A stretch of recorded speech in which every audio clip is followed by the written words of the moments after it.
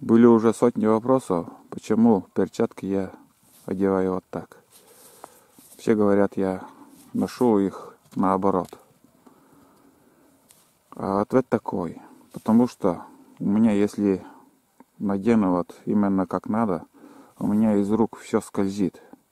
Я не знаю почему. Мне неудобно. Перчатки такие дешевые, крепкие, ну, разовые, можно сказать. Не крепкие, а разовые. И беру их пачками. Продавались, если без рисунка, я с удовольствием буду покупать без рисунка. Чтобы я правильно надевал, вы никогда не увидите. Всегда я носил и буду носить вот так. Просто мне неудобно.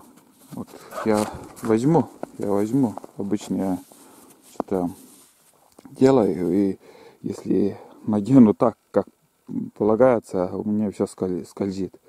И неприятно. Кому-то неприятно, когда в руках пенопласт.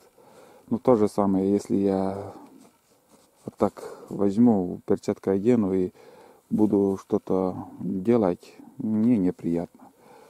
И если я увижу такие перчатки без рисунка, без этого с пупырышек, я, конечно же, куплю несколько пачек. А так, надеюсь, ответил на ваш вопрос. Так что не удивляйтесь. Бывают такие люди, которые перчатки носят наоборот. А может, по идее, так правильно. Кто его знает? Кому как. Лично мне так удобно. Вот такие дела, ребят.